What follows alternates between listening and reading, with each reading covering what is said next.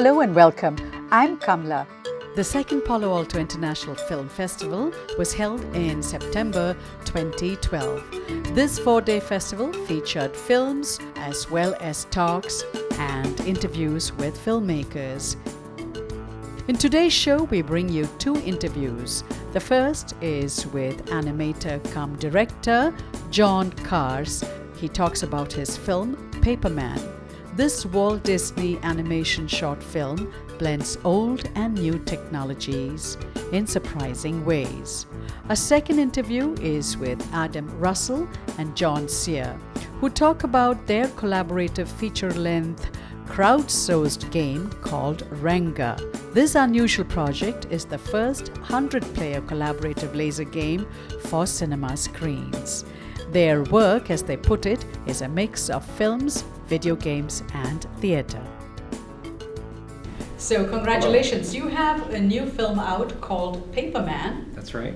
And this is Walt Disney's first film using very interesting technology, blending old with new. Mm-hmm. And you're the director. It's true. So talk to us about the technology, the old and the new. Okay, well, I mean, there have been a lot of experiments with integrating computer graphics into 2D animation and 2D animation into computer graphics, especially in the last 20 years or so, you know, Beauty and the Beast being a good example. But my approach to it and the idea that I had came from just being around the drawing so much at Disney. It's everywhere, it's all around you. And I had this idea of why do we have to leave the drawings behind when we do computer animation? Why can't we find a way for the lines of those drawings to move on a foundation of computer animation? So it kind of takes that dimensionality and that stability, that rich, deep world that you can reach into from computer animation, and it takes the best of 2D, which is that wonderful expressive line and that hand of the artist, and it puts them together in a way that technologically I don't think has quite been done before. So this is the first film using 2 and 3D? No, I mean, lots of people have been doing 2 and 3D together for a long time, but it's the first film that uses this, I think, very novel way of carrying the drawn line and merging them together. I think that's what's original about it.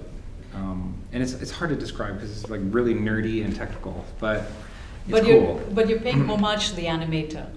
I think what it does, yes, it really reaches back towards, you know, there is a great deal of expertise in the way 2D animators can tell stories and express emotion with just that expressive line of like an eyebrow or an eyelid or the corner of a mouth going up. And they have their own amazing set of abilities of storytelling that I think it's good to reach back into that in terms of what could we do that's new in animation. I think it's okay to look back at 2D again and see what's there to bring back. You started off as an animator. I did.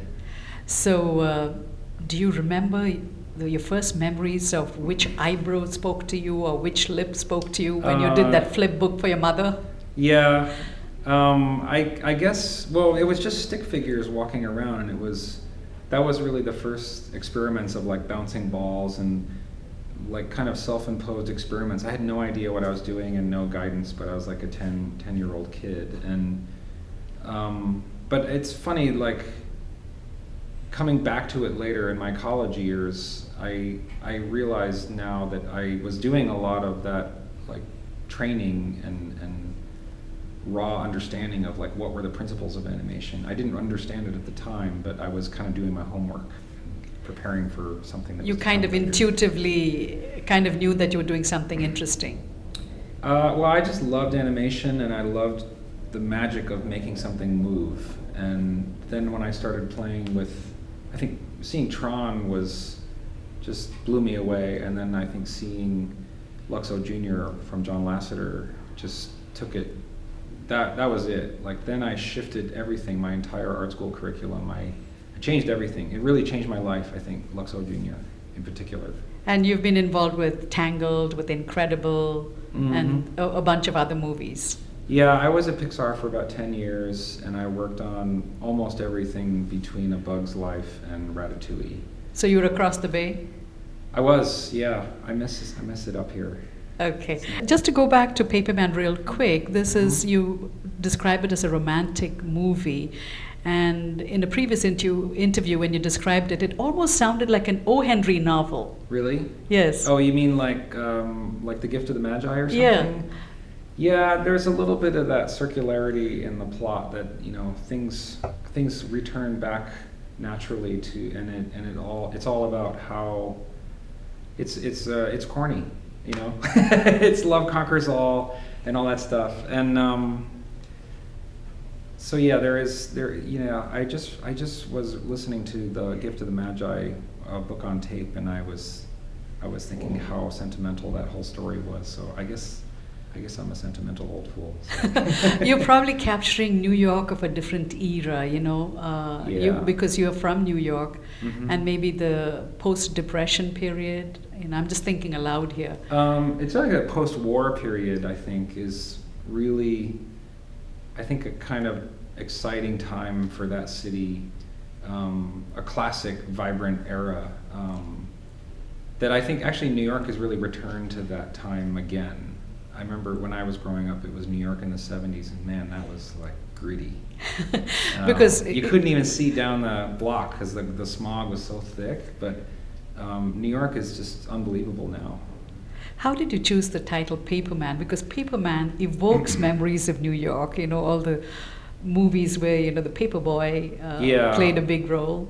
Well, the title Paperman comes from an older version of the short where, our hero is throwing a whole bunch of paper airplanes to try to get this girl's attention, and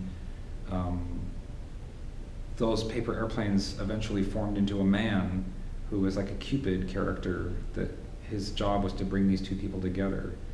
And I had to kill him off, which is something you have to make sacrifices and difficult decisions in story to get to the core of what's going to make the story the best it can be, which is something that I think John Lasseter and the story crews at Disney and Pixar both understand very well, that you have to make some of these painful decisions.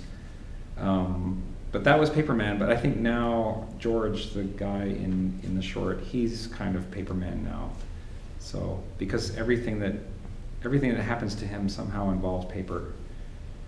And that's very interesting. So you're closing the loop in some ways, because you're paying, like I said, homage to the animator, which is again the paper. It's sticks kind of in this case. Yeah, it's bittersweet because there's no paper involved at all in the production of It's all Paperman. sticks? No, it's completely digital. All that expressive line and the artwork that has been done that you see on the screen is completely digital, and it's just a testament to how sophisticated the tools are getting now, that line work is as expressive as it can be, and it's happening in the computer. So what does technology mean to you? In terms of storytelling and what you do? Well, technology is just a means to an end, really. If the story's not right, then the technology doesn't really add up to. It adds up to something. It can create incredible spectacle, but if the story isn't there, then I think you're not going to get all the way there with audiences. So. Let me just leave you with one last question. What are your favorite movies? My favorite movies, I'm a big Kubrick fan. I like David Lean a lot. I think if I was on a desert island, it would be It's a Wonderful Life. That's got it all. It's got the highest highs and the lowest lows, and it's got a sense of mystical magic in there too. It's got everything. And I love I've loved Frank Capra and all those great directors, but those are my favorite movies. If you were sent to an island and you were told you could only take 3 movies, which would be the 3 that you would take? That's so tough. Only 3 movies? Only 3. I think, well, one of them would be It's a Wonderful Life.